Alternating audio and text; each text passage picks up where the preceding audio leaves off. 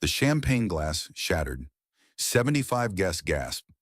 And that's when my millionaire husband stood up at my baby shower, 7 months pregnant. Remember and announced he was divorcing me? For my sister-in-law? His brother's wife? But wait, it gets worse. He looked straight at me, hand on my pregnant belly, and told everyone the baby wasn't his. Said he'd had a vasectomy. A complete lie.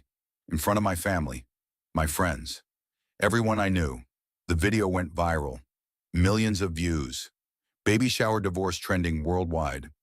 What he didn't know, I was about to discover something that would destroy him. His mother had planned the whole thing. My sister-in-law had been recording their private conversations. And my brother-in-law, his own brother, had been gathering evidence against him for months. This is the story of how I went from humiliated pregnant wife to warrior mother. How I took back everything he tried to steal. And how I learned that sometimes the worst betrayal leads to the greatest freedom. Stay with me, because what happens next, you won't believe it. The champagne glass shattered before Maggie even registered what Richard had said. The sound cut through the gentle chatter of 75 guests gathered at the Lakeside Country Club. Pink and white balloons bobbed against the ceiling. Streamers twisted in elegant spirals. The three-tiered cake decorated with tiny fondant baby shoes sat untouched on the gift table. Maggie's hand rested on her 7-month belly. The baby kicked, hard, as if she knew, as if even in the womb, she could sense the world shifting beneath them. Richard stood at the head table, his hand wrapped around a champagne flute. His smile was the same one Maggie had fallen in love with 11 years ago. Confident, charming, the smile that made her believe in fairy tales. "I have an announcement," he said. The room went silent. Expectant faces turned toward him. Maggie's best friend Claire squeezed her hand under the table. Maggie squeezed back, smiling. She thought maybe he was going to say something sweet. Something about how excited he was to be a father. How much he loved her. She was so wrong. "I'm filing for divorce," Richard said. His voice carried across the room. Clear, unapologetic. "Vanessa and I are in love. We're getting married as soon as it's final." The words didn't make sense. Maggie heard them. She watched his mouth move, but her brain couldn't process the meaning. Divorce. Vanessa. Married. Vanessa. Her sister-in-law. Tom's wife. Maggie's ears started ringing. A high-pitched whine that drowned out the gasps, the whispers, the sound of forks clattering onto plates. Vanessa sat 3 tables away. Her hand flew to her mouth. Tears streamed down her perfectly made-up face. But Maggie saw it now. The tears were fake, practiced. Vanessa had known this was coming. She'd sat through the whole shower. Watched Maggie open gifts, smiled and laughed and played along. Tom's face drained of color. He stared at his brother, at his wife. His hands gripped the edge of the table so hard his knuckles turned white. Dorothy Sullivan. Richard and Tom's mother didn't even blink. She sat straight-backed in her chair. Her pearls gleamed against her navy dress. She'd known, too. Maggie could see it in her eyes. No surprise, just cold calculation. Claire grabbed Maggie's arm as she swayed in her chair. "Breathe," Claire whispered. "Just breathe." But Maggie couldn't breathe. The room spun. Her vision tunneled. The baby kicked again. Frantically this time. She knows. The baby knows something's wrong. Maggie's fingers found her phone on the table. Lock. Unlock. Lock. She stared at the screen, checking for messages, for something, anything that would explain this nightmare. There was nothing, just her wallpaper, a photo of her and Richard from their anniversary dinner 3 months ago. His arm around her shoulders, her hand on her barely there baby bump, both of them smiling. All lies. "Wait," Maggie heard herself say.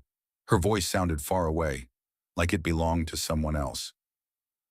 "What?" Richard looked at her. For just a moment, something flickered in his eyes. Guilt, regret, but it vanished as quickly as it appeared. "I'm sorry, Maggie," he said, "but I need to be honest. The baby isn't mine." The second bomb dropped. The room erupted. Gasps turned to shouts. Someone's grandmother clutched her chest. Jessica Barnes, the event planner, stood frozen by the entrance. Her phone was in her hand, recording. She'd been taking video of the party for Maggie's memory book. She was still recording. "That's not true," Maggie whispered. But the words got lost in the chaos. Richard continued, louder now. "I had a vasectomy 2 years ago. I never told her. The baby can't be mine." It was a lie, a complete, calculated lie. Maggie knew it. The baby was his. She'd never been with anyone else. Never even thought about it. But he was setting the narrative, getting ahead of the truth, making himself the victim. Vanessa made a sound, a theatrical gasp. She swayed in her chair. Tom caught her as she fainted. He lowered her to the floor. His movements were mechanical, like a robot going through the motions. The guests exploded into whispers. Maggie caught fragments. "Did you know? That poor man. She always seemed so innocent. You can never tell." They believed him. Of course they did. Richard Sullivan, self-made millionaire, pillar of the community, generous donor to every charity in town. Why would he lie? Claire stood up. Her chair scraped against the floor. "Get out," she said to Richard. Her voice was ice. "Get the hell out, now." "This is a country club," Dorothy said. She hadn't moved, hadn't even raised her voice. "Mind your language, dear. Mind my language." Claire laughed. It was a harsh, bitter sound. "Your son just humiliated a pregnant woman at her own baby shower, in front of 75 people, and you're worried about language?" Dorothy's eyes narrowed. "I'm worried about this family's reputation, which seems to be the only thing anyone here cares about." Maggie pushed herself up from the chair. It took effort. Everything felt heavy. Her body, her heart, the weight of all those eyes on her. "I'm not crazy," she said. The words came out stronger than she expected. "This is real. He just destroyed me in front of everyone I know." The validation settled in her chest. Solid. Real. Something to hold on to in the spinning chaos. "Maggie," Richard started. "Don't," she cut him off. "Don't say my name. Don't say anything." She walked toward the exit, one foot in front of the other. Claire materialized at her side, supporting her, guiding her through the maze of tables and shocked faces. Behind them, the party dissolved into pandemonium. Maggie heard Dorothy's sharp voice cutting through the noise. "Damage control. Already spinning the story." Jessica was still recording. Maggie made it to the door, to the parking lot. The cool evening air hit her face. She stopped. Swayed. Put her hand against the building for support. "I've got you," Claire said. "Come on. My car's right here." Maggie looked back through the glass doors. Richard was talking to a group of his friends, already explaining, already justifying. Vanessa was sitting up now, crying into Tom's shoulder. Tom looked like a ghost. The baby kicked. "I know, sweetheart," Maggie whispered, her hand on her belly. "I know you're scared. Me too." Claire opened the passenger door, helped Maggie in, buckled the seatbelt carefully around her pregnant belly, got in the driver's side. Neither of them spoke as Claire pulled out of the parking lot. The country club disappeared behind them. Maggie watched it vanish in the side mirror. The last moment of her old life. The baby shower that became a funeral for her marriage. She closed her eyes. One thought echoed in her mind, clear and certain. He planned this, every second of it, and I never saw it coming. Claire drove in silence. Maggie sat in the passenger seat, hand on her belly. The baby kicked frantically, sharp little jabs that felt almost painful. "She knows," Maggie whispered. "The baby knows something's wrong." Claire's hands tightened on the steering wheel. "Babies are resilient. She's going to be fine." "How can you know that?" "Because she has you," Claire glanced over. "And you're the strongest person I know, even if you don't feel like it right now." Maggie wanted to believe that, but she felt hollow, scooped out, like someone had reached inside her chest and removed everything vital. They pulled into Maggie's driveway. The house looked exactly the same as when she left it 3 hours ago. Colonial style, white with black shutters, carefully maintained flower beds. The home she'd spent years making perfect. It was a lie, too, just like everything else. "Do you want me to come in?" Claire asked. "No." Maggie unbuckled her seatbelt. "I need to be alone. Process this. Call me. Anytime. I don't care if it's 3 in the morning." Maggie nodded, got out of the car, walked up the front steps. Her keys felt heavy in her hand. She unlocked the door, stepped inside. The house was too quiet. She stood in the entryway, waiting, half expecting Richard to appear, to tell her it was a cruel joke, a misunderstanding, something. But the house stayed silent. Maggie walked upstairs. Her body moved on autopilot, down the hallway, past the nursery they'd just finished painting. Soft yellow walls, white trim, a crib still in its box, waiting to be assembled. She stopped at the bedroom door. Their bedroom. Pushed it open. Half of Richard's closet was empty. The realization hit like a physical blow. This wasn't spontaneous. He'd planned it. Packed his things ahead of time. Probably moved them to wherever he was staying now. With Vanessa. With his mother, Maggie walked to his dresser. Pulled open drawers. Empty. Empty. Empty. The mail on his nightstand was gone. The laptop he kept in his office. The extra set of car keys. All gone. He'd been dismantling their life for weeks, maybe months, while she'd been pregnant, excited, planning for their future, for months. Flashbacks hit her. Quick. Disorienting. Like someone shuffling through photographs. Vanessa showing up 2 months ago. Concerned about Maggie's pregnancy weight gain. Suggesting a new doctor, a nutritionist, making Maggie feel inadequate. Richard's sudden business trips. Miami, he'd said. Important investor meetings. Vanessa's mother lived in Miami. Tom working late, giving them both alibis, cover stories. He must have known, must have seen something, done nothing. Maggie went to Richard's home office, sat down at his desk, opened the drawers systematically. Most were empty, but in the back of the bottom drawer, she found something. A single earring, small, diamond stud, expensive. Not hers, Vanessa's. Maggie held it up to the light. It wasn't new. The backing was tarnished. This had been here for a while, hidden, forgotten. How long had this been going on? She set the earring on the desk, walked to the bathroom, stood in front of the mirror, looked at herself, 7 months pregnant, hair still done from the shower, makeup intact. The dress Claire had helped her pick out, soft pink, maternity cut. She'd felt beautiful 3 hours ago. Now she looked like a stranger. Maggie walked to the bathtub, sat down on the edge, fully clothed. The water wasn't running. She just sat there, couldn't get in, couldn't get out, frozen. Her phone buzzed, a text from Claire. You okay? No, she wasn't okay. She might never be okay again, but she typed back, yes, thank you. Another buzz.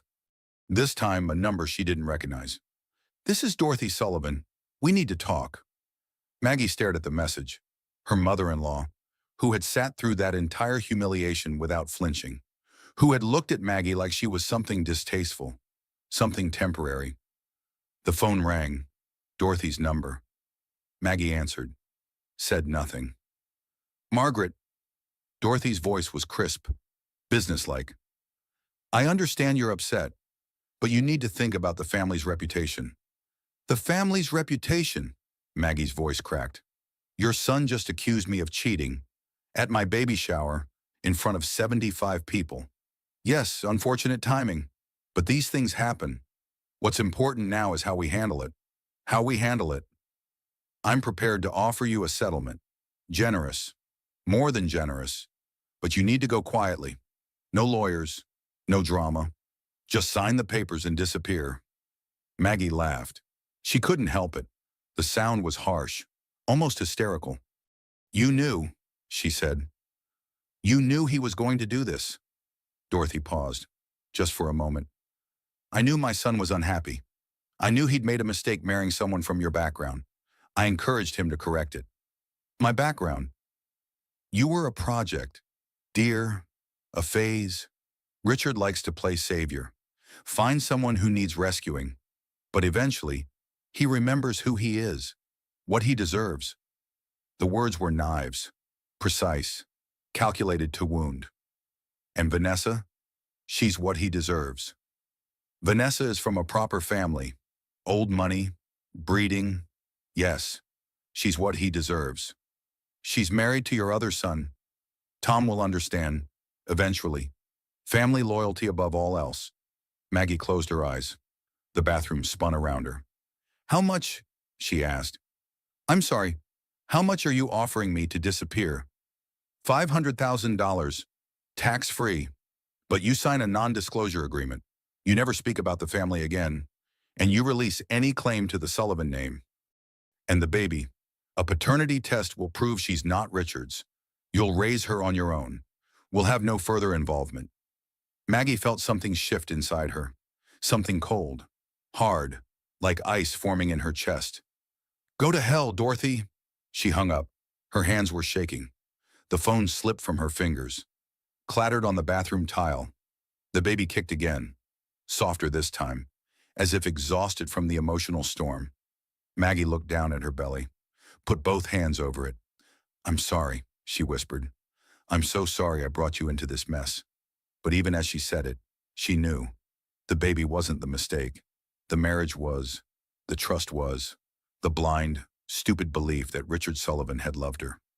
She stood up, walked out of the bathroom, down the hallway. Claire was in the living room.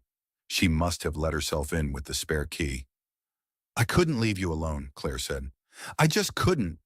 Maggie didn't have the energy to argue. She sank onto the couch. He moved his stuff out already, Maggie said. Before the shower. He planned this whole thing. Claire's face went pale, then red. That son of a... Dorothy just called, offered me $500,000 to go away quietly. 500, Maggie. That's insulting. The house alone is worth more than that, plus his business, his investments. I told her to go to hell. Claire smiled. It was small, grim, but real. Good. That's my girl. They sat in silence. The clock on the mantel ticked.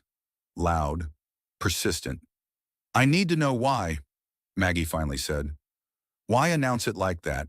Why humiliate me publicly? Claire was quiet for a moment, thinking. Control, she finally said. He controlled the narrative, made himself look like the victim, made you look like the cheater. Now if you fight back, you're the bitter ex-wife, the liar, the woman who trapped him with someone else's baby. But he's lying. The baby is his. I know that. You know that. But proving it, that'll take time. A paternity test. Court proceedings. Meanwhile, the damage is done. Maggie felt the ice in her chest spread, into her veins, her bones. He's not going to win, she said. I won't let him. What are you going to do? I don't know yet. But I'm not disappearing. I'm not going quietly. And I'm sure as hell not letting him pretend this baby doesn't exist. Claire reached over, squeezed her hand. Then we fight. Together. Maggie nodded. But inside, doubt whispered. How do you fight someone with unlimited resources? Someone who's already turned half the town against you. Someone who holds all the cards. She didn't know, but she had to try. For her daughter. For herself. For every woman who'd ever been made to feel small. The baby kicked again. Strong. Defiant. Yeah, Maggie whispered. We're fighters. Both of us. Maggie couldn't sleep. At 3 a.m, she gave up trying, walked downstairs, made decaf coffee, sat at the kitchen table.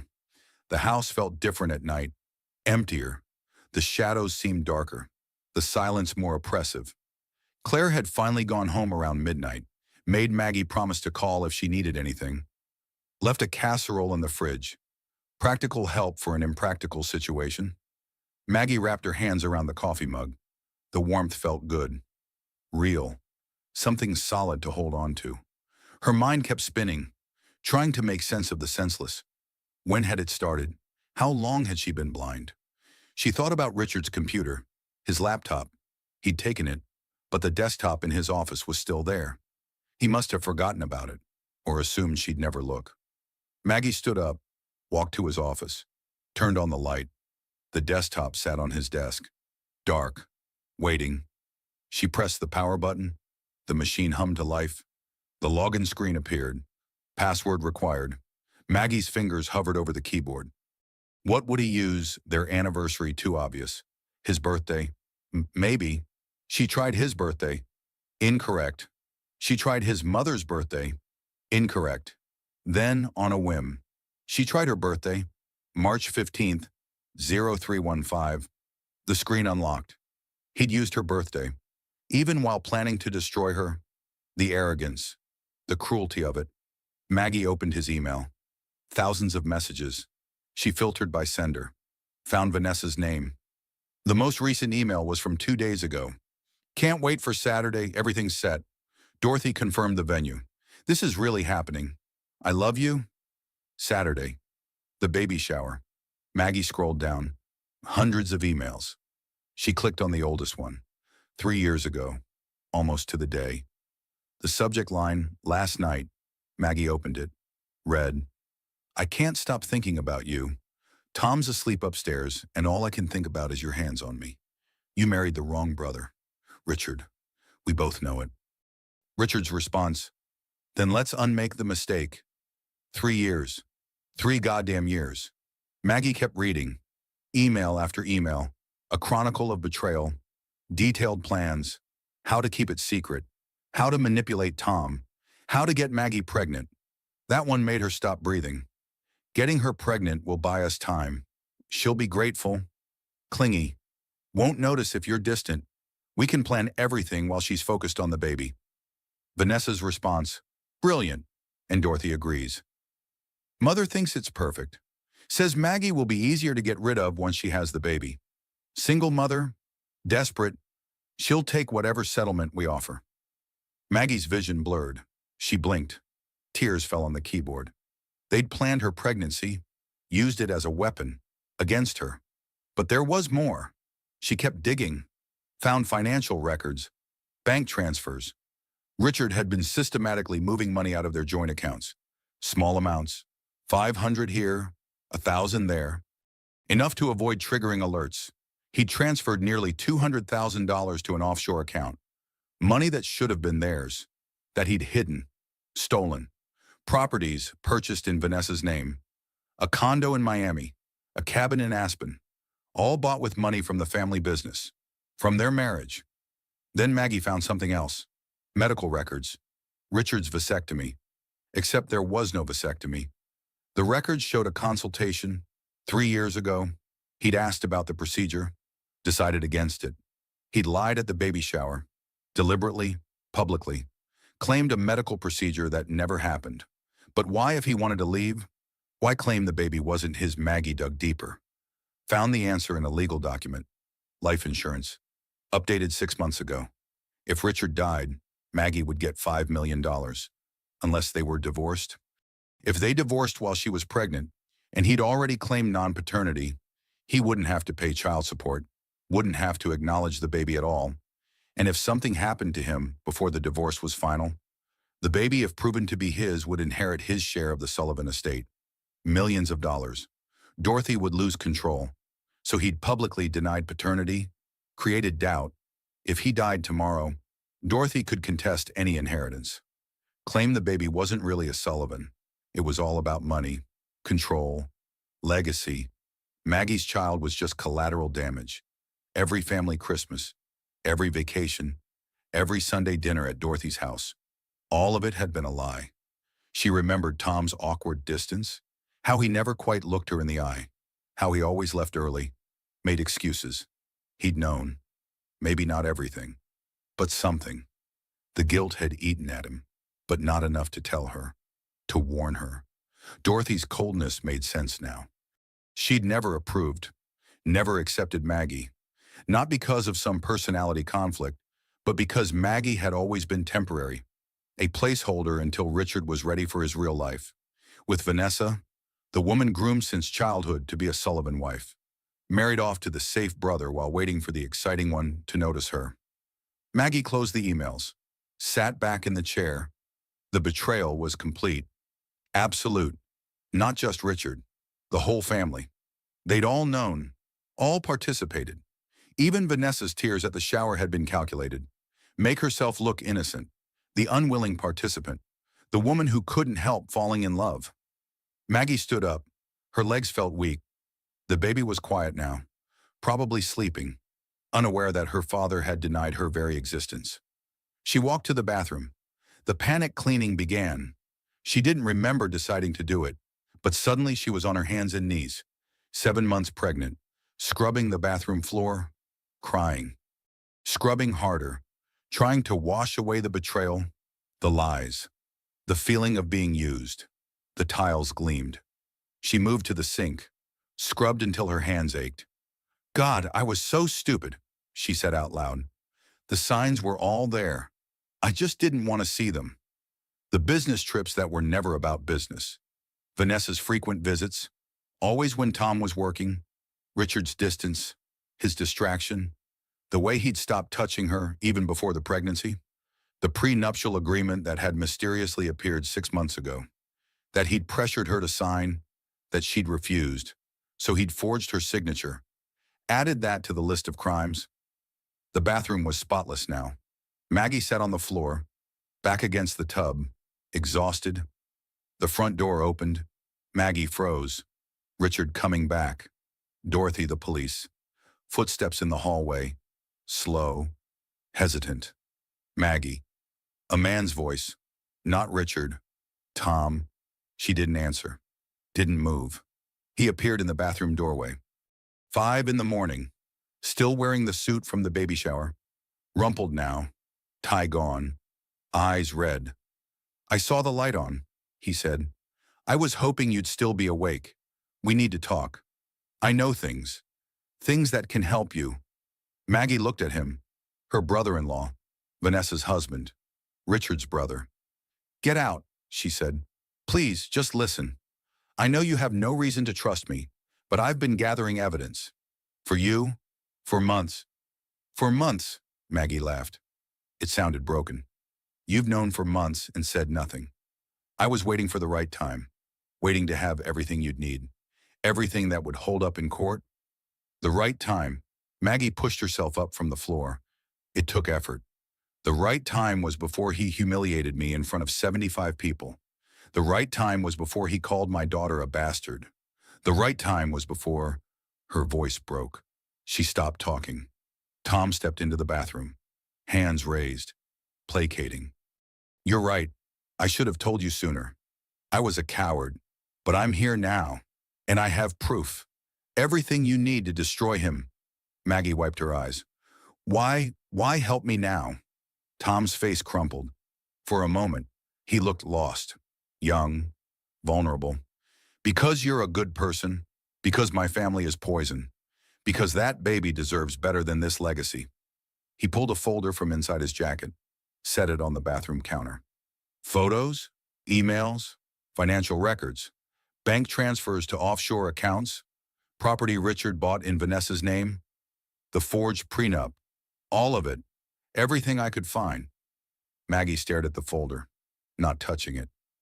How long have you known about the affair? 8 months, maybe 9. I wasn't sure at first. Thought I was being paranoid. Then I found text messages on Vanessa's phone. Explicit. Undeniable. And you stayed with her. I was gathering evidence. For you, I knew Richard would do something like this. Make a big move. Try to force you out. I wanted to be ready. You're a lawyer. You knew what evidence mattered. What would work in court? Yes. Maggie picked up the folder. Opened it. Photographs of Richard and Vanessa, leaving a hotel together, his hand on her waist, her lips on his neck. Email printouts, the same ones Maggie had just read. Plus more, legal documents, financial records, everything she needed to prove adultery, fraud, theft. There's more, Tom said quietly. Richard's been embezzling from the family business. $2.3 million over 5 years. I have the proof. I'll testify. Maggie looked up at him. Why? Because it's the right thing to do. No, the real reason. Tom was quiet for a long moment. When he spoke, his voice was barely above a whisper. Because I fell in love with my brother's wife, and I hate myself for it. And this is the only way I can make it right. The confession hung in the air between them. Maggie didn't know what to say, what to feel. Betrayal had so many layers, so many flavors. I'm not asking for anything, Tom said quickly. I don't expect I know you could never. I just want to help. That's all. The baby kicked, hard, as if registering her opinion. Maggie put her hand on her belly, looked at Tom, really looked at him. He was nothing like Richard. Quieter, steadier, less charismatic but more genuine. She'd always liked him. As a brother-in-law, as a friend. This was a complication she didn't need, but the folder in her hands was everything she needed. "Okay," she said. "Help me." "But Tom, I know. I know my place. I know what this is, what it isn't." He turned to leave, stopped at the door. "I'm filing for divorce from Vanessa tomorrow. Today, I guess. It's already morning. I wanted you to know, so you don't think, so you don't misunderstand." Then he was gone. The front door closed. Maggie stood alone in the spotless bathroom, holding the evidence that would change everything. She looked at herself in the mirror again. Same face, same body. But something had shifted. She wasn't just a victim anymore. She was going to fight back. Tom made tea. It was such a simple thing. Ordinary, but it felt surreal. Maggie sat at her kitchen table. 7 months pregnant, sleep-deprived, emotionally shattered, watching her brother-in-law move through her kitchen like he belonged there. "Chamomile," he said, setting a mug in front of her. "Caffeine-free, good for the baby." "Thanks." He sat down across from her. The folder lay between them, evidence of his brother's betrayal, his wife's infidelity, his mother's manipulation. The morning sun was rising. Golden light streamed through the kitchen windows. It should have been peaceful, beautiful. Instead, it felt like the beginning of a war. "Tell me everything," Maggie said. "From the beginning. When did you first know?" Tom wrapped his hands around his own mug, stared into it like he might find answers there. "Last July, almost a year ago. I came home early from work. Vanessa was on the phone. She didn't hear me come in. She was laughing, talking to someone about a weekend getaway. I heard her say, 'I love you.' She could have been talking to a friend. Her mother. That's what I told myself. But something felt wrong. The way she said it, the intimacy. So I started paying attention. Really paying attention." He took a sip of tea, grimaced. Too hot. Small things at first. She'd delete text messages immediately. Never left her phone unattended. Started working out more. Buying new lingerie. Classic signs. But I didn't want to believe it. "When did you know for sure?" "August 15th. She left her laptop open. Email was up. I saw messages from Richard. At first, I thought they were just about family stuff. Planning Dorothy's birthday party. But then I saw one that said, 'Can't wait to taste you again.'" Maggie flinched, the casual cruelty of it. The evidence reduced to such base terms. "I'm sorry," Tom said. "You don't need the details." "No, I do. I need to know exactly what they did. How they did it." Tom nodded, continued. "I started checking her email regularly. Found hundreds of messages. Going back 3 years. To our wedding. They'd started the affair at our wedding. Maggie, while I was making vows to Vanessa, she and Richard were planning their own future." The baby kicked. Maggie put her hand over her belly, breathed through the pain, physical and emotional. "Why didn't you tell me then, in August or September, or any time in the last 8 months? I wanted to. God, I wanted to. But I'm a lawyer. I know how these things work. I needed evidence that would hold up in court, proof that couldn't be dismissed or explained away. So I kept gathering, documenting, photographing." He pulled out his phone, scrolled through photos, showed her, Richard and Vanessa at restaurants, hotels, his hand on her thigh, her head on his shoulder, timestamps and locations, a careful record. "I hired a private investigator, got records of their trips, Miami, Aspen, New York, always together, always under fake names. But I tracked the credit cards, the receipts, everything. The offshore accounts. Found those 3 months ago. Richard got sloppy, left documents in his briefcase. I photographed them. Traced the money. He's been stealing from the family business for years." Maggie leaned back in her chair. The scope of it was overwhelming. "Dorothy knows about everything." "Yes." Tom's voice hardened. "Mother orchestrated most of it. She never approved of you. Too working class. Wrong family. She tolerated you as long as she thought Richard would eventually trade up. When she realized he was serious about you, about the marriage, she encouraged Vanessa to seduce him. Vanessa was her backup plan. Exactly. The acceptable daughter-in-law. Old money, right breeding. Everything mother wanted for the Sullivan name. And you were just supposed to accept it. Let your wife sleep with your brother. Tom's laugh was bitter. Family loyalty above all else. That's the Sullivan way. I was supposed to look the other way, be a good sport, eventually divorce Vanessa so Richard could marry her. Keep it all in the family. No scandal. That's insane. That's Sullivan's. They sat in silence. The tea cooled. Outside, birds started singing. The world kept turning, indifferent to their personal apocalypse. Maggie looked at Tom, really studied him, the exhaustion in his eyes, the slump of his shoulders. He'd been carrying this burden for months, alone, betrayed by his wife, his brother, his mother, and somehow still managing to gather evidence for her. Why, she asked again. The real reason. You said you fell in love with me. But that can't be all of it. Tom met her eyes. You want the truth. Please. I've watched my brother destroy people my whole life. He's a narcissist, mother's golden child. He takes what he wants and discards it when he's bored. I've seen him ruin business partners, friends, previous girlfriends. And I always looked away, told myself it wasn't my problem. He paused, collected himself. But then he married you, and you were kind, genuine. You didn't deserve what was coming. And when I realized what he was planning getting you pregnant as a strategy, destroying you publicly to avoid paying you what you deserved, I couldn't look away anymore. So it's guilt, partly, but also, he stopped, started again. You made me realize what love should look like. Watching you with Richard, how you cared for him, believed in him, even when he didn't deserve it.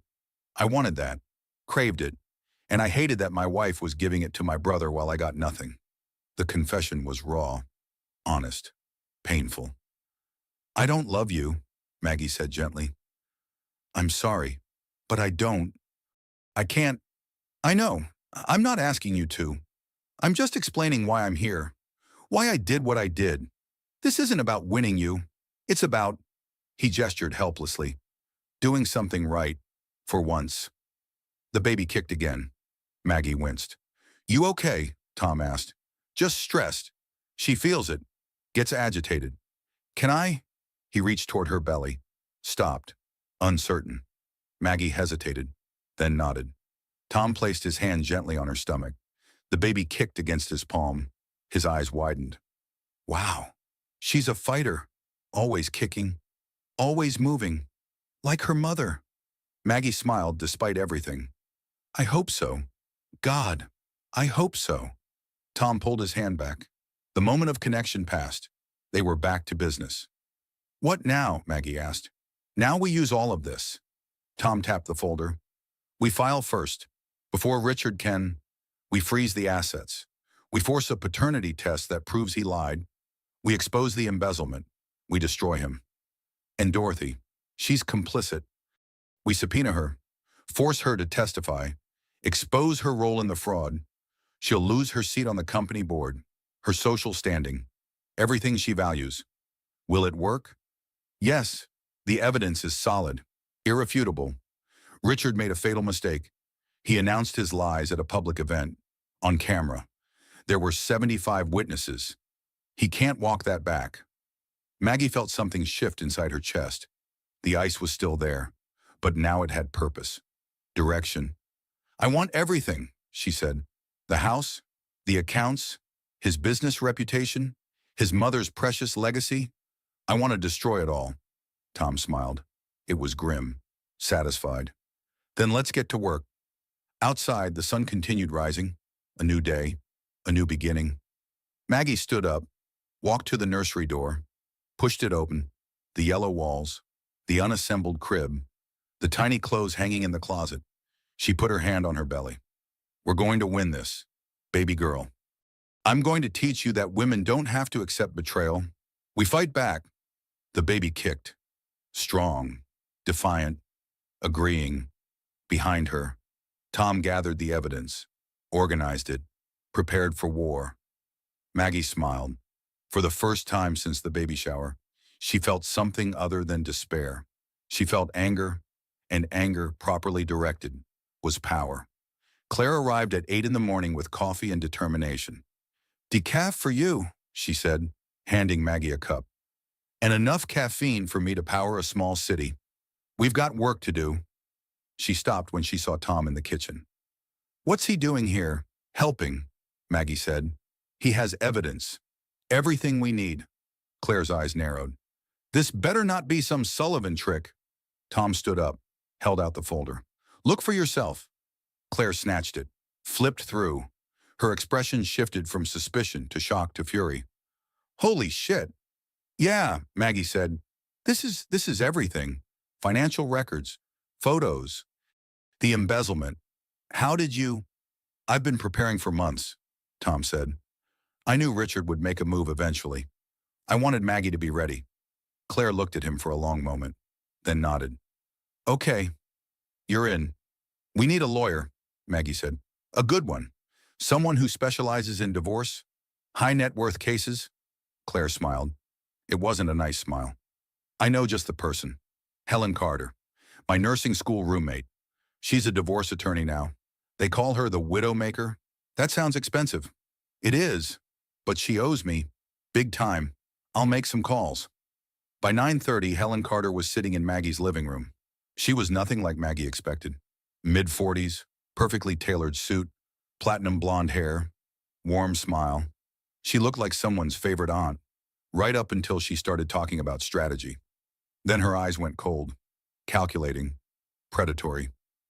"Let me see what we have," Helen said. Tom handed over the folder. Helen went through it methodically, making notes, asking questions. Her pen moved rapidly across her legal pad.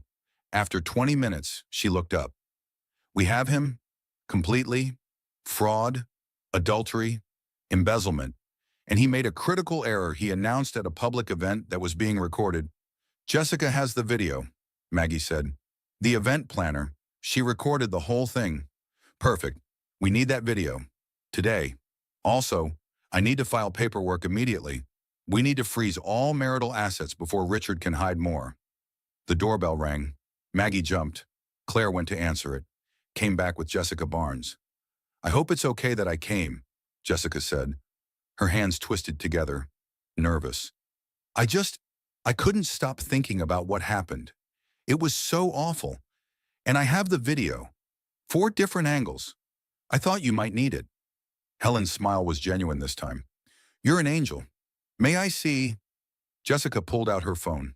They watched together. The baby shower in all its pink and white glory. Richard standing, making his announcement. Maggie's face going white. The gasps. Vanessa's theatrical faint. It was brutal to watch, but also powerful. Undeniable evidence. "This is gold," Helen said. "Absolute gold. He can't claim he was misunderstood or taken out of context. This is clear, deliberate, calculated." "Can you send that to me?" Claire asked Jessica. "I want to post it online." "No," Helen said sharply. "Not yet. We control the narrative. Release it at the right time. Maximum impact." She turned to Maggie. "Here's what we do. File first. Today, divorce petition, request for emergency orders to freeze assets. Include the video, the photos, the financial records, everything." "What about the paternity test?" Tom asked. "We demand one. Force Richard to put his money where his mouth is.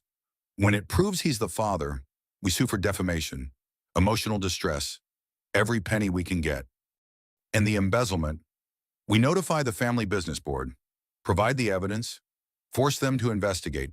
That's criminal, separate from the divorce, but it destroys his credibility, makes him look desperate, dishonest." Maggie felt the pieces clicking into place. The anger in her chest burned hotter, cleaner. "What about Dorothy?" she asked. Helen's smile turned vicious. "We subpoena her, force her to testify, under oath, about her role in the planning, the manipulation, everything. She's complicit in the fraud. We expose that. She'll fight back. Let her. We have the truth. And the law. She can't win. The war room was in full operation. Helen made calls, filed paperwork electronically. Tom provided account numbers, access codes, everything needed to freeze Richard's assets. Claire coordinated with Jessica, organizing the video evidence, creating a timeline of events. Maggie sat in the middle of it all, the eye of the hurricane, calm, focused. This was happening. She was fighting back. Around noon, Dorothy called again. Maggie put it on speaker. Yes, I heard you're filing papers. That's a mistake. Margaret, a terrible mistake. The only mistake was marrying your son. You don't understand what you're up against. The Sullivan family has resources, connections. We will bury you. Helen leaned forward, spoke clearly. This is Helen Carter. I represent Mrs. Sullivan. Any further contact should go through me. And Mrs. Sullivan, we look forward to seeing you in court. Silence. Then Dorothy's voice, ice cold. This isn't over. No, Helen agreed. It's just beginning. Dorothy hung up. Helen turned to Maggie. She's going to make this ugly personal. Are you ready for that? Maggie thought about the baby shower, the public humiliation, Richard's lies, Dorothy's cruel offer, the 3 years of deception. I want everything. The house, the accounts, his business reputation, his mother's precious legacy destroyed. Helen's smile was sharp, satisfied. Now we're talking. They worked through lunch. Tom ordered food. No one ate much. Too focused, too energized by the momentum. By 3 o'clock, the papers were filed, assets frozen, demands made. Helen stood, gathered her things. This is going to be war. Richard will fight dirty. Dorothy will use every connection she has. The press will get involved. It'll be messy. I don't care. Good. Because you're going to win. I guarantee it. After Helen left, Claire hugged Maggie. I'm so proud of you. I haven't done anything yet. You're standing up for yourself, for your daughter. That's everything. Tom was quiet, organizing papers, avoiding eye contact.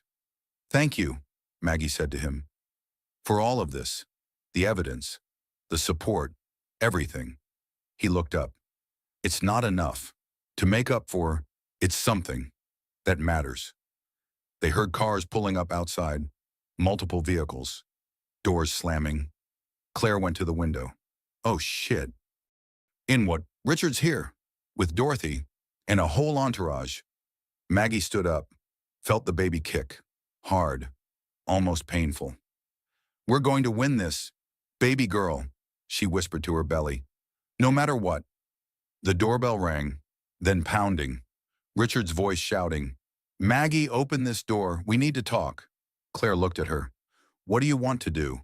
Maggie walked to the nursery, stood in the doorway, looked at the yellow walls, the unassembled crib, the future she was fighting for. Then she walked to the front door, opened it. Richard stood there, red-faced, furious. Behind him, Dorothy looked composed, cold, calculating. How much will it cost to make this go away quietly? Dorothy asked. Maggie smiled. It wasn't a nice smile. More than you have. More than you could ever pay.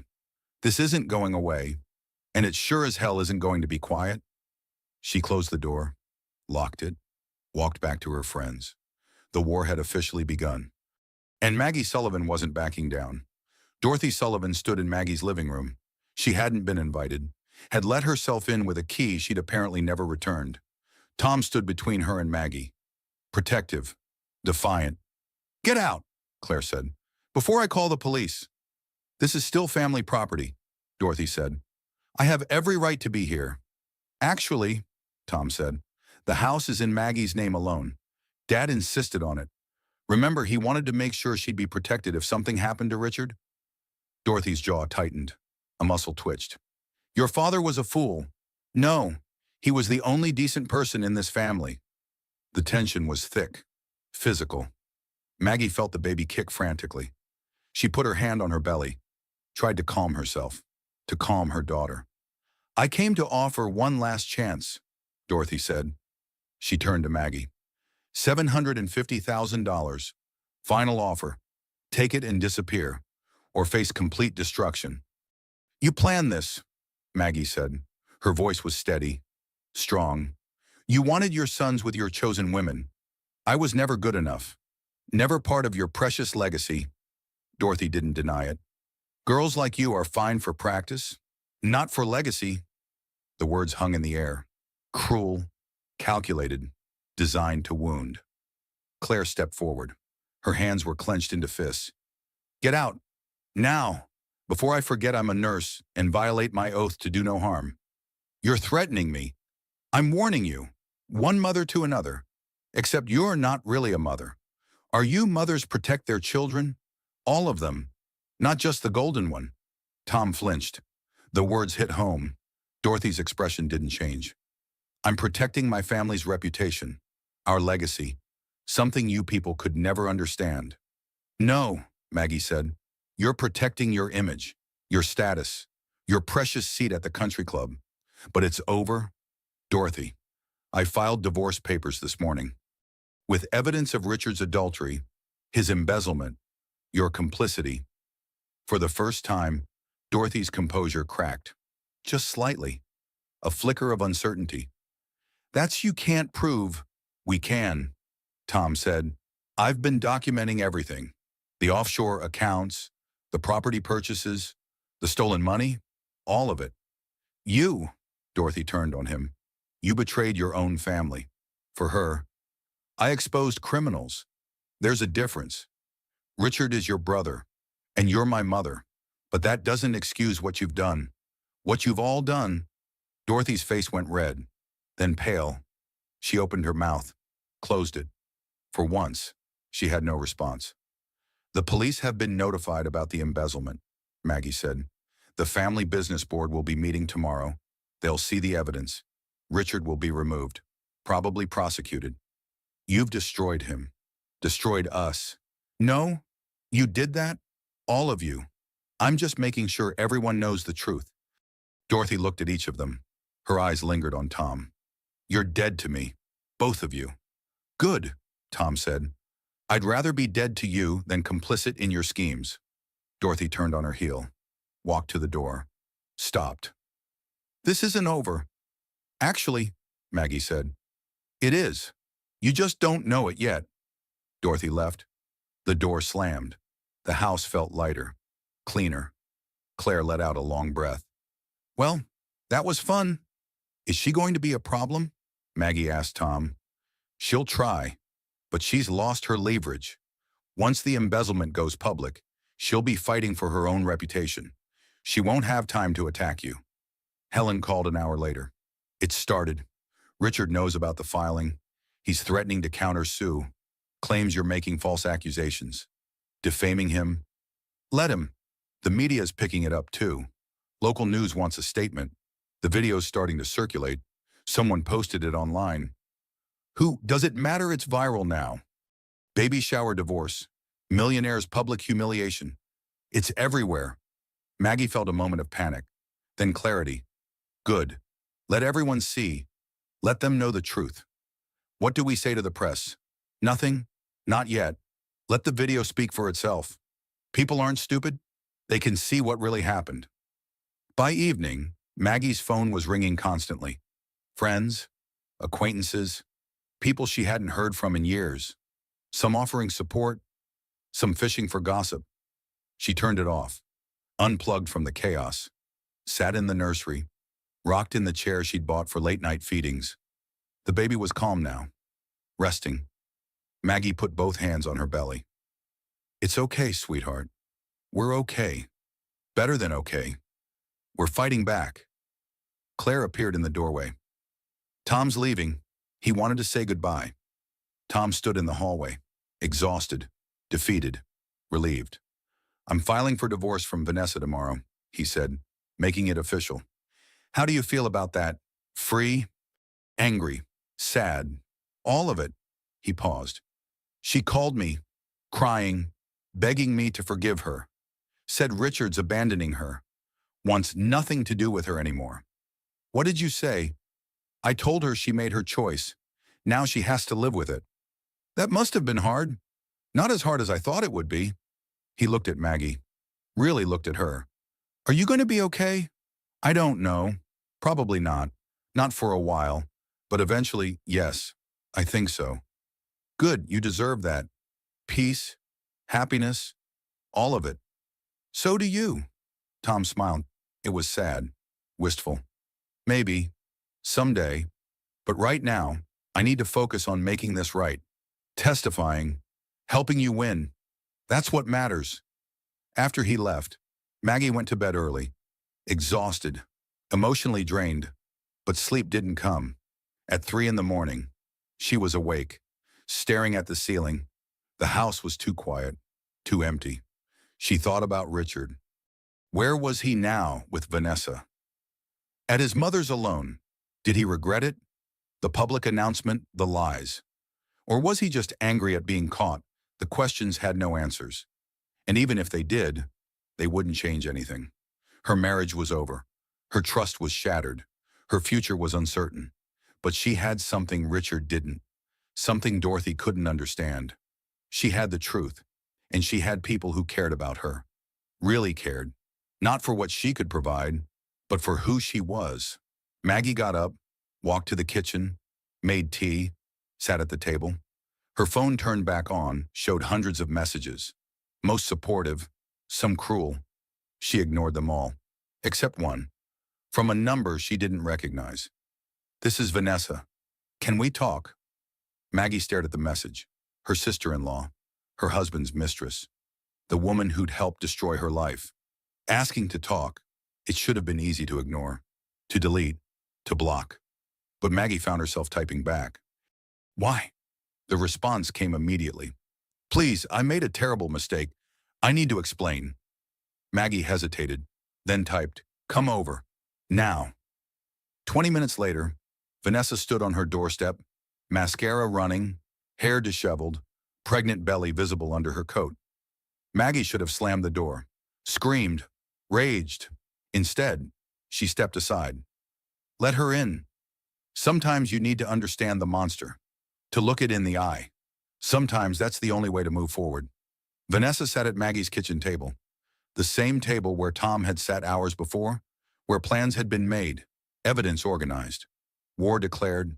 Now Maggie's enemy sat there, crying, broken. Thank you for seeing me, Vanessa said.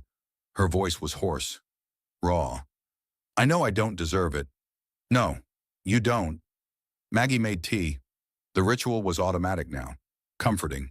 She needed the familiar motion, the simple task, something to do with her hands while her mind raced. Richard's leaving me, Vanessa said. He says I'm too clingy, too desperate, the baby he wants me to terminate. The words hung between them, heavy, awful. Maggie set the tea down, sat across from Vanessa.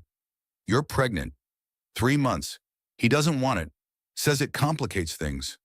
That he never wanted children at all. But he has one. With me. He says that's different. That was a strategic mistake. This is just... Vanessa's voice broke. He called it a nuisance. Despite everything, the betrayal, the pain, the rage, Maggie felt a flicker of pity. Just a flicker. You thought he loved you. I thought destroying your marriage meant he'd choose me. But I was just another conquest. Another way to prove he could take anything he wanted. Maggie sipped her tea, studied Vanessa, really looked at her. 31 years old, beautiful, polished. Everything Maggie supposedly wasn't. Old money, right family, perfect pedigree, and just as disposable. How long, Maggie asked. How long were you in love with him? Vanessa wiped her eyes, smearing makeup, making herself look human instead of perfect. Since I was 18, maybe younger. Dorothy introduced us at a charity gala. I was with Tom. Richard was alone. He looked at me and I felt seen. Special. He paid attention to me all night. Flirted. Made me feel like I was the only woman in the room. While you were with his brother, Tom was safe, stable. Dorothy had arranged for us to date. Said he'd make a good husband. I went along with it because that's what you do in families like ours. You marry who you're told to marry. Maggie thought about her own background. Middle class, normal, parents who'd worked hard, loved each other, died too young in a car accident when she was 25.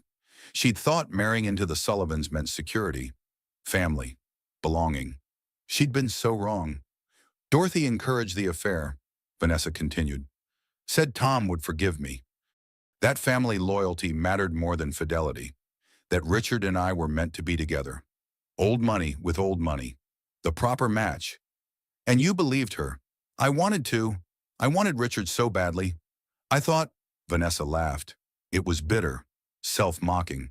I thought I was special, that our love was different, real, not like his other affairs. Other affairs, there were others, so many others. Married women mostly, wives of business partners, friends, always married, always the thrill of stealing. But he never kept them, used them and moved on. The pattern emerged, clear, undeniable. Richard Sullivan was a predator. Women were trophies, conquests, proof of his power. I'm not special, Maggie said quietly. I'm not uniquely flawed. I'm just the latest victim in his pattern.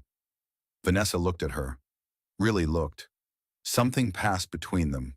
Recognition, understanding, shared pain. We were both pawns, Vanessa said. In Dorothy's game, in Richard's game. We were never enemies. We just didn't know it. You slept with my husband for 3 years while I was pregnant. How is that not being enemies? You're right. You're absolutely right. I'm not trying to excuse it or ask for forgiveness. I need you to understand. I was groomed for this. Since childhood, told my value was in my pedigree, my ability to marry well, produce heirs. I didn't know how to be anything else. The baby kicked. Hard. Maggie winced. Vanessa saw it.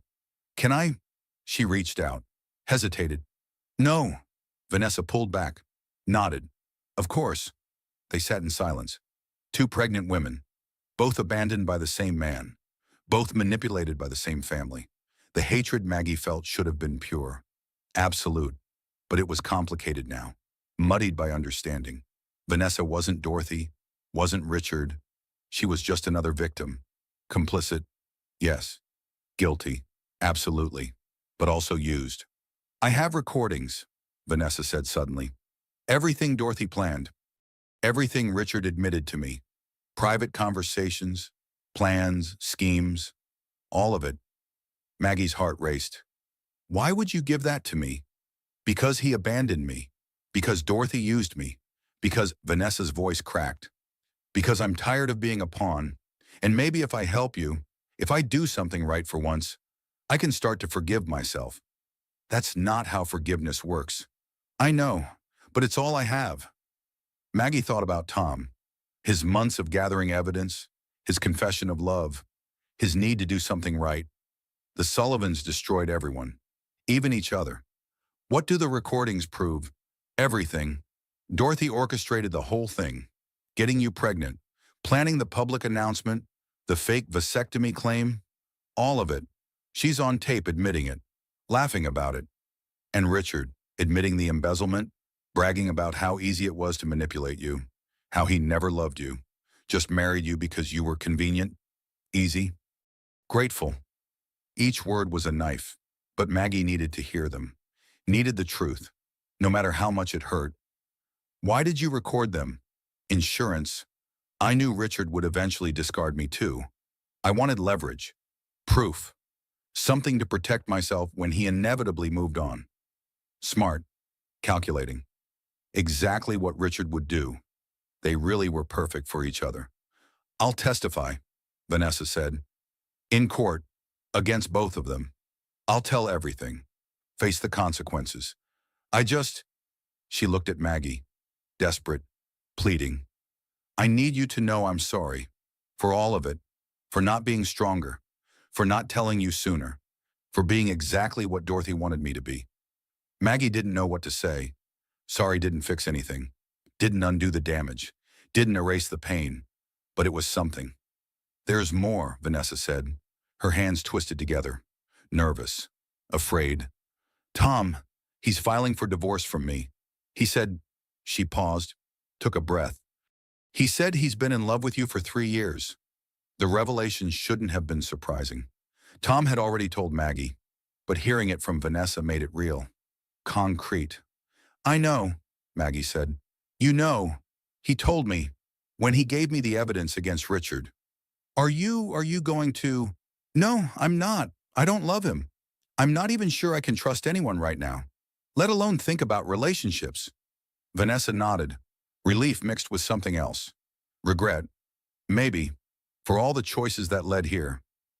He deserves better than me anyway, Vanessa said. He always has. He's kind. Honest. Everything I'm not. You could be, Maggie heard herself say, if you choose to be. Is that what you're doing? Choosing to be better? I'm choosing to fight, to protect my daughter, to not let them destroy me. If that makes me better, then I guess so. The baby kicked again, softer this time, as if settling, approving. Vanessa stood, wiped her eyes, tried to compose herself. I'll send you the recordings. Tonight, everything I have, and I'll testify. Whenever you need me. Whatever it takes. Why really beyond guilt? Beyond revenge? Why help me? Vanessa looked at her. For the first time, something genuine showed in her eyes. Something beyond the polished facade. The practiced tear. The careful words. Because I don't want my child to grow up thinking this is normal. That manipulation and betrayal are just how families work. I want to break the cycle. Even if it's too late for me. She walked to the door. Stopped. Turned back. For what it's worth, I think you're going to be an amazing mother. Your daughter is lucky to have you. Then she was gone. Maggie sat alone in the kitchen. Both pregnant, both destroyed by the same man. One moment of shared recognition, they were never really enemies. Just women trying to survive in a world that valued them as objects. Possessions. Status symbols. The recordings arrived an hour later. Dozens of files. Maggie listened to a few. Dorothy's voice, cold and calculating. Richard's, arrogant and cruel. Evidence, undeniable, powerful. She sent them to Helen immediately. Then she went to bed, exhausted, emotionally spent. But for the first time since the baby shower, she felt something other than rage or despair. She felt hope, not for reconciliation, not for happy endings, but for justice, for truth, for the possibility that maybe, just maybe, she could win this. And winning, she was learning, wasn't about destroying Richard. It was about reclaiming herself. The baby kicked one last time, gentle, reassuring. We've got this, baby girl, Maggie whispered. We've got this. 3 months passed in a blur of legal proceedings, depositions, and preparation. Maggie's belly grew. The baby became more active, more real. Her daughter would be born into this chaos, this war, but Maggie was determined she'd also be born into truth. The trial started on a Tuesday morning in late September. The courthouse steps were crowded with reporters, cameras, microphones thrust toward anyone associated with the case. Maggie walked past them, head high, Claire on one side, Tom on the other, 7.5 months pregnant now. Unmistakable, undeniable. The evidence of Richard's lie in physical form. Helen met them inside. Ready, as I'll ever be. The courtroom was packed. Public interest in the case had exploded. Millionaire's baby shower divorce, the viral video, the embezzlement charges, the family betrayal. It had everything. Richard sat at the defense table. His lawyer, expensive, polished, ruthless, whispered in his ear. Richard looked diminished somehow, smaller. The bravado from the baby shower was gone, replaced by something brittle, desperate. Good. Dorothy sat in the front row, ramrod straight, pearls gleaming, pretending this was all beneath her. But Maggie saw the cracks, the tight grip on her handbag, the muscle twitching in her jaw. The judge entered. A woman in her 60s, sharp eyes, no-nonsense demeanor. Perfect. We're here for the dissolution of marriage between Richard Sullivan and Margaret Sullivan, the judge said.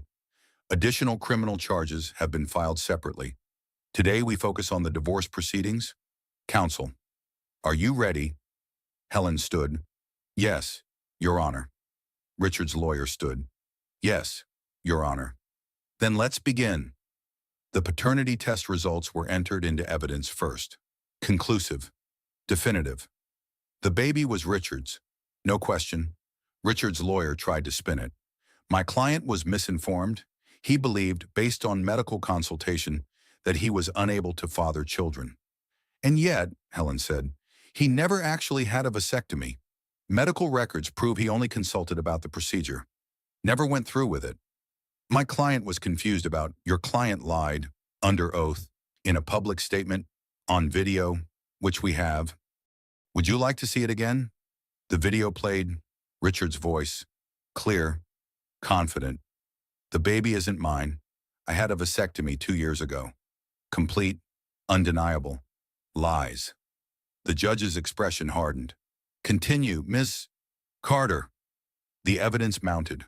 Photos of Richard and Vanessa, hotel receipts, credit card statements, a paper trail of adultery spanning 3 years, financial records showing embezzlement, $2.3 million siphoned from the family business into offshore accounts.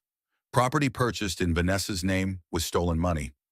The forged prenuptial agreement with Maggie's signature copied from their marriage license. Every piece carefully documented, verified, irrefutable. Then Tom testified. He walked to the stand, placed his hand on the Bible, swore to tell the truth. And he did. All of it. The affair he'd discovered, the evidence he'd gathered, the conversations he'd overheard, his mother's complicity, Richard's schemes. Richard's lawyer tried to attack. You're testifying against your own brother, your own family. For what revenge because your wife left you? Tom looked at him, steady, calm. I'm testifying because it's the truth, because what they did was wrong. And because that baby, he pointed at Maggie, deserves better than a father who denies her existence. The courtroom was silent. Then Vanessa testified. She walked in looking fragile. 4 months pregnant now. Showing. She wore simple clothes, no makeup, no polish, just raw honesty. She told everything. The grooming, Dorothy's manipulation, Richard's promises, the recordings she'd made, the recordings played in court, Dorothy's voice cold, calculating. Getting her pregnant will keep her distracted, grateful. She won't notice when Richard's distant, won't question the business trips. By the time she figures it out, we'll have everything in place. Richard's voice, arrogant, cruel. She's so easy to manipulate, so desperate to be loved. She'll believe anything I tell her. Maggie sat in the courtroom, listening to the man she'd married, the man she'd loved, reducing her to nothing, a fool, a tool. Chapter 8. The trial of Richard Sullivan continued. Convenient body to carry his heir. Her hands rested on her belly. The baby kicked, as if protesting, as if saying, I'm real, I matter. Yes, Maggie thought, you do. Richard's lawyer tried one final desperate attack. My client's wife has demonstrated instability, emotional outbursts. She's potentially unfit to care for a child. We request a psychological evaluation. Helen stood. Her voice was ice. Your client publicly humiliated a pregnant woman, lied about paternity, stole millions, committed fraud, and you're questioning her fitness? She's shown signs of what? Standing up for herself, fighting back against abuse, protecting her unborn child. Those aren't signs of instability. Counsel. Those are signs of strength. Then Jessica Barnes testified. Showed the video again. 4 different angles. Every moment captured. Every word preserved. He planned it, Jessica said. Called me a week before.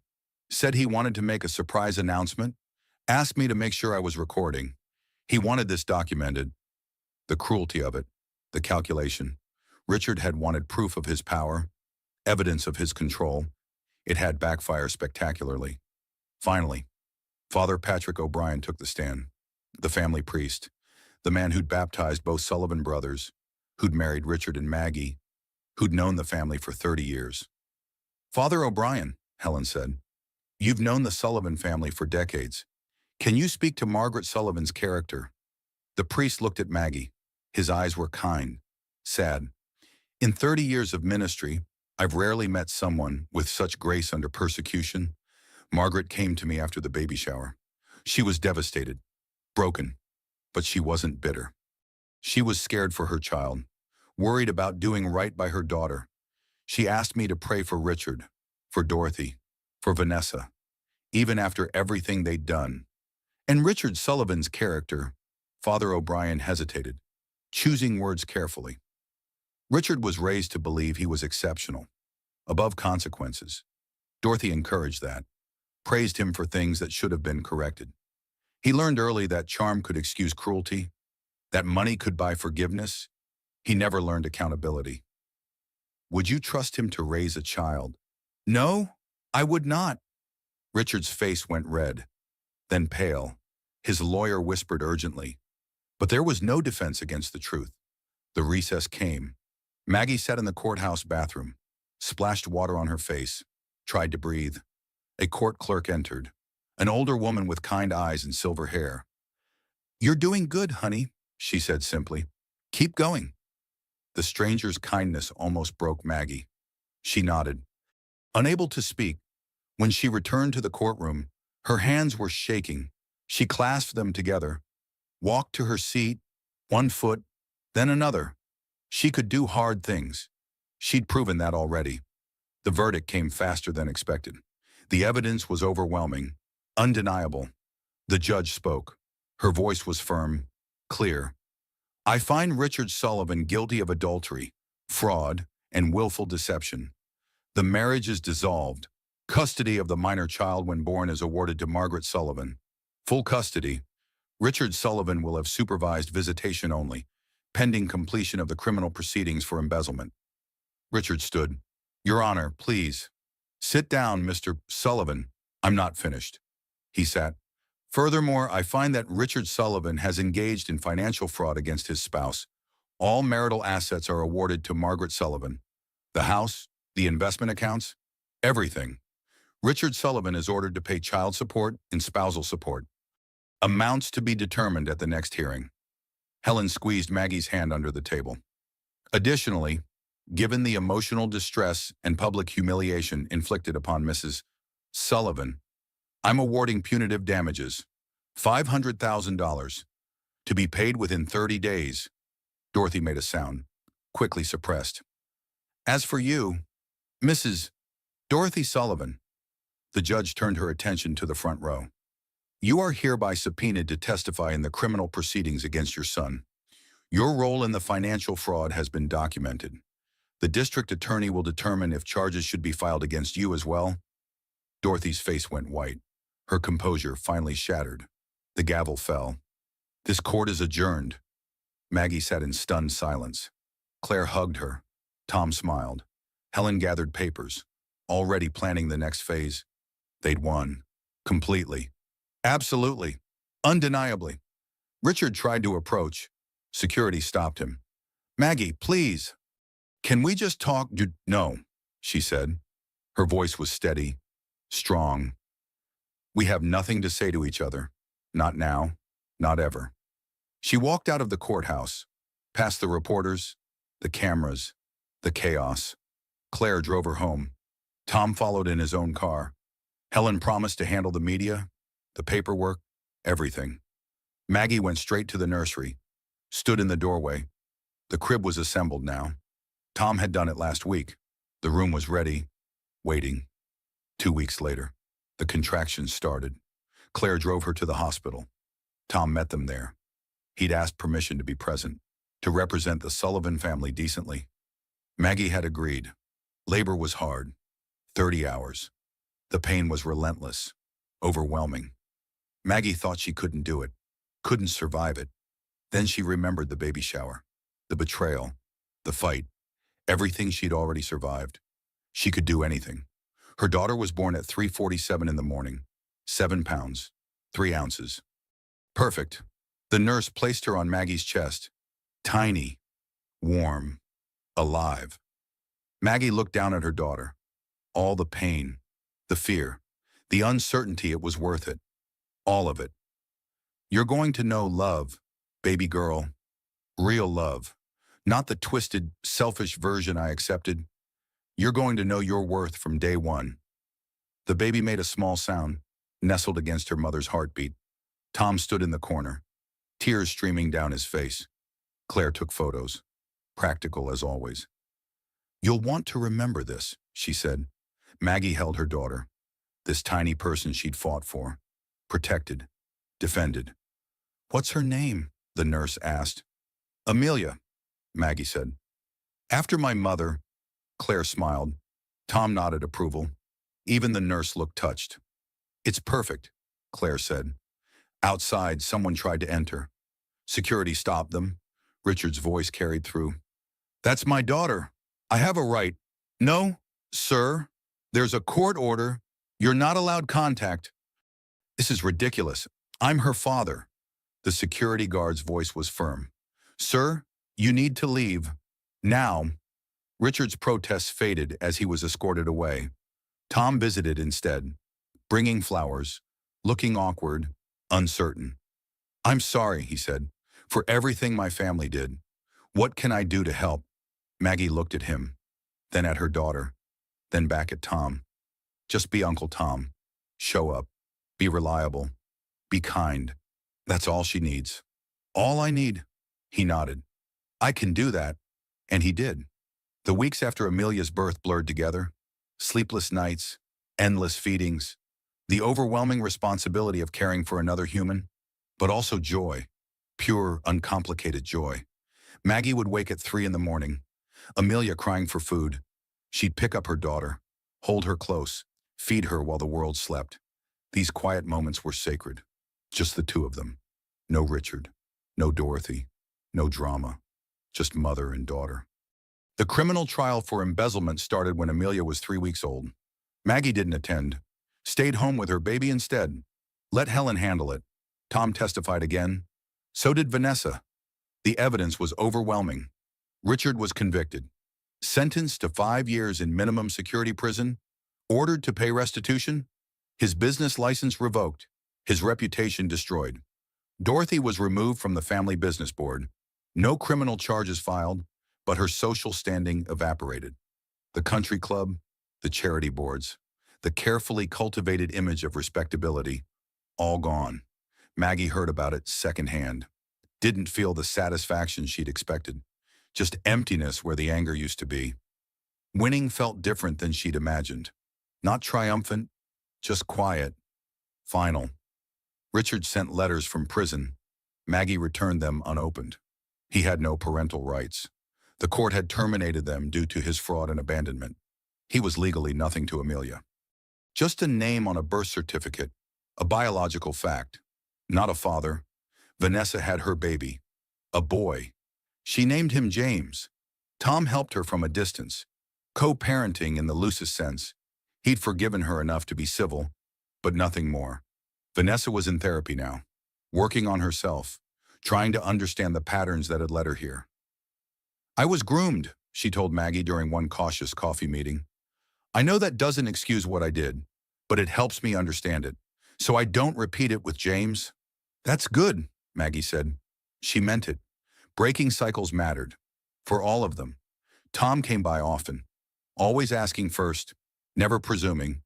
He'd hold Amelia while Maggie showered, brought groceries, fixed things around the house. Uncle Tom, reliable, kind, exactly what he'd promised to be.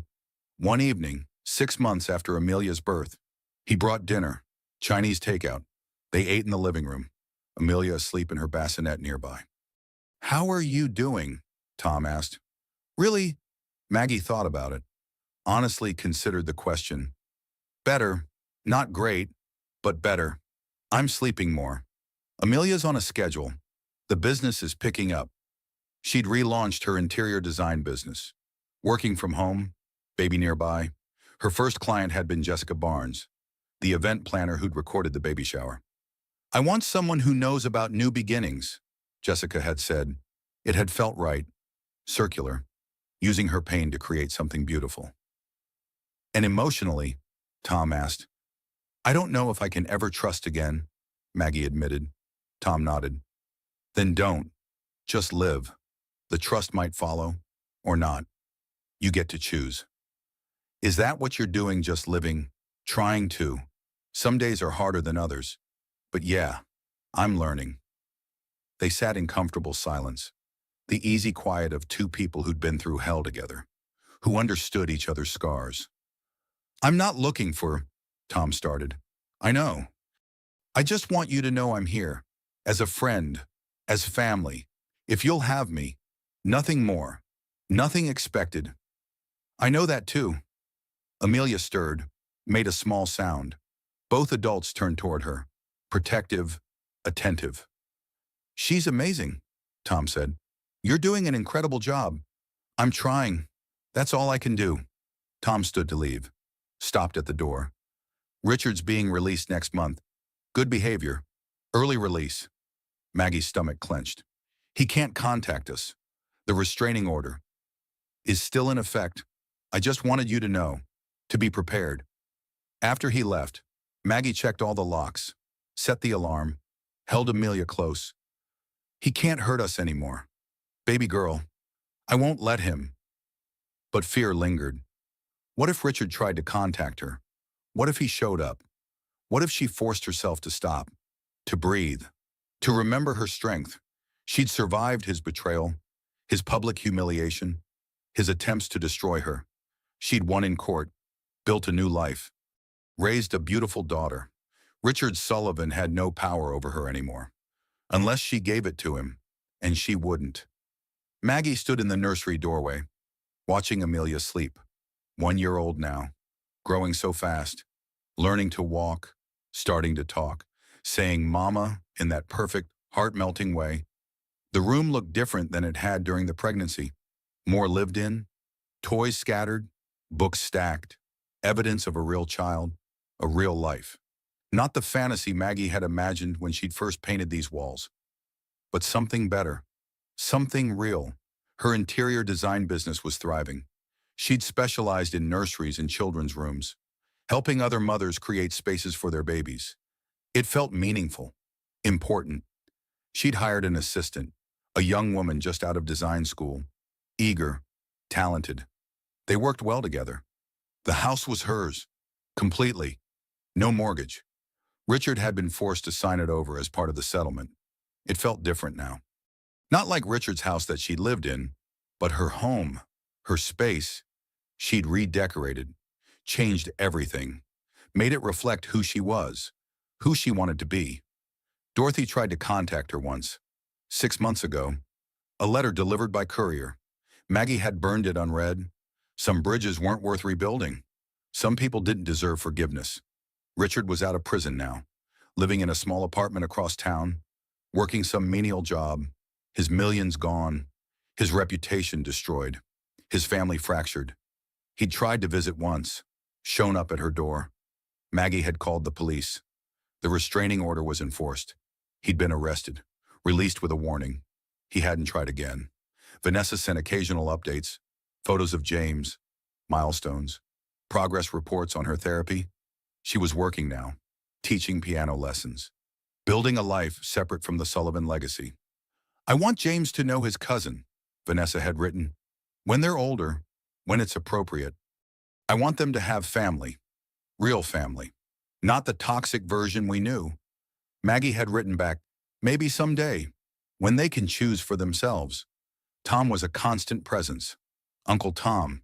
He'd take Amelia to the park, read her stories, spoil her appropriately, never overstepping, never presuming.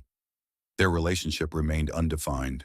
Friendship, family, something comfortable that didn't need labels. Claire had started dating someone, a doctor from the hospital. She was happy, cautiously optimistic. After watching your disaster, I'm taking it slow, she joked, but her eyes were bright, hopeful. Maggie was happy for her. True happiness, no jealousy, no bitterness, just genuine joy for her friend. As for Maggie's own romantic life, it was non-existent. She'd been on one date, set up by a well-meaning client. It had been fine, pleasant, boring. She'd come home relieved it was over, content with her life as it was. Maybe someday she'd want companionship again. Maybe not. Either way was okay. Her phone buzzed. A text from Claire. Dinner tomorrow, want you to meet someone. Maggie smiled. Claire was always trying to set her up, always hoping Maggie would find love again. She typed back, maybe, I'll see. Non-committal. Safe.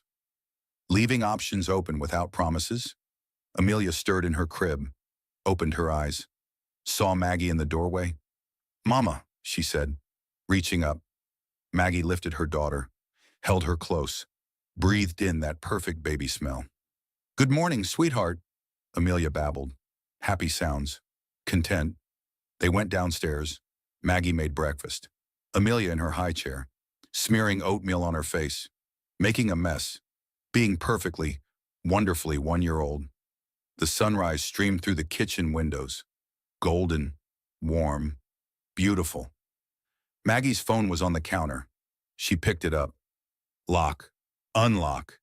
But this time it was different. She wasn't checking for explanations or apologies from Richard. Wasn't looking for messages from lawyers or courts. She was checking her business emails, her calendar, Amelia's next pediatrician appointment, her life, moving forward. Normal things, ordinary things, the beautiful, mundane details of a real life. The hardest part was realizing she'd been stronger than she needed to be all along. The strength was always there. She just had to be broken enough to find it. But she wasn't broken anymore. She was whole, different than before, changed, but whole. Amelia threw a piece of banana. It landed in Maggie's hair. She laughed, a real laugh, from her belly, the kind she hadn't laughed in years. You're trouble, baby girl, she said. Amelia grinned, threw another piece. Maggie's phone buzzed again. Claire, persistent. Come on, just dinner. No pressure. He's nice. You'll like him. Maggie looked at Amelia, at the kitchen, at the life she'd built from the ashes of her marriage. She didn't need a man to complete her. Didn't need romance to feel whole. Didn't need anything except what she already had. But maybe she could open the door, a crack, see what was possible, not from need, from choice. She typed back, okay, dinner, but I'm bringing Amelia. Perfect, he loves kids. Maggie set the phone down, wiped banana out of her hair, kissed Amelia's sticky face. What do you think? Baby girl, should mama try dating again? Amelia babbled. Maggie chose to interpret it as approval. They finished breakfast, cleaned up, played on the floor, building blocks, reading books, the ordinary magic of motherhood. Around 10, Tom called. Can I take Amelia this afternoon? There's a children's concert in the park. I thought she might like it. That sounds perfect. Thank you. Anytime. You know that. After they hung up, Maggie went to the nursery, sat in the rocking chair, the same chair she'd sat in during the pregnancy, during the terror of those early days, the same chair where she'd held Amelia for the first time. So much had changed. So much had stayed the same. The room, the chair, the view out the window. But she was different, stronger, wiser, more herself than she'd ever been. She closed her eyes, let herself remember. The baby shower, Richard's announcement, the pain, the betrayal, the fight, the victory. All of it had brought her here, to this moment, this life, this perfect ordinary morning with her daughter. And for the first time since that terrible baby shower, she believed it, really believed it. They were going to be okay, better than okay. They were going to be free. Amelia appeared in the doorway, walking now, wobbling on unsteady legs. She toddled over, climbed into Maggie's lap. Love, Mama, she said, her newest phrase, her favorite phrase. I love you too, baby girl, so much. Maggie rocked them both, humming softly, the same lullaby her mother had sung to her, passed down through generations. A legacy of love, real love, not the twisted, selfish version Richard had offered, but genuine, unconditional, transformative love, the kind that heals, that builds, that endures. Outside, the world went on. Richard in his small apartment, Dorothy in her reduced circumstances, Vanessa building her new life, Tom finding his own way, All of them changed by what had happened. All of them carrying scars. But Maggie was free. Free from the need for their approval. Free from the weight of their expectations. Free from the prison of trying to be enough for people who would never value her. She was enough. For herself. For Amelia. For the life they were building together. The sunset would come. Then another sunrise. Days would pass. Years. Amelia would grow. Go to school. Make friends. Have her own heartbreaks and triumphs. And Maggie would be there. Not perfect. Not without mistakes. But present. Loving. Strong. The way her own mother had been for her. The cycle wasn't broken. It was redeemed. Transformed. Made into something beautiful. That was the real victory. Not the court case. Not the money. Not Richard's imprisonment or Dorothy's fall from grace. But this moment. This love. This life. Come on, sweet girl, Maggie said, standing up with Amelia in her arms. Let's go outside. It's a beautiful day. They went to the backyard, played in the grass, blew bubbles, chased butterflies, laughed in the sunshine. Simple, ordinary, perfect. And as Maggie watched her daughter discover the world, eyes wide with wonder, face bright with joy, she made a promise. Amelia would know her worth, would never doubt her value, would never accept less than she deserved. She would grow up strong, confident, free, not despite what had happened, but because of how Maggie had responded to it. The strength she'd shown, the fight she'd fought, the life she'd built from betrayal's ashes. That was Maggie's legacy. Not the Sullivan name, not the money or the house or the status, but this: love, truth, resilience, freedom, and that was everything. So that's my story. From baby shower betrayal to courtroom victory. From broken wife to fierce mother. From victim to survivor. If this story resonated with you, if you've ever felt betrayed or underestimated, I want you to know something. You're stronger than you think. The power was always there. Sometimes it just takes being broken to find it. If you found strength in my journey, do me a favor. Hit that like button. It tells me these stories matter, that sharing our truth helps others find theirs. Drop a comment below. Tell me your thoughts. Have you faced betrayal? How did you overcome it? This community is built on supporting each other. Your story might be exactly what someone else needs to hear today. Share this with someone who needs to know they're not alone. That woman in your life who's going through something hard. That friend who needs to remember her worth. Send it to her and subscribe to the channel, because I share stories like this every week. Real women, real struggles, real victories. Stories that remind us we're never as powerless as they want us to believe. Thank you for listening to my story, for witnessing my journey, for being part of this community. Remember, you are enough. You always were. And your story, it's not over yet. Until next time, stay strong, stay fierce, and never let anyone make you feel small. I'll see you in the next one. Retry.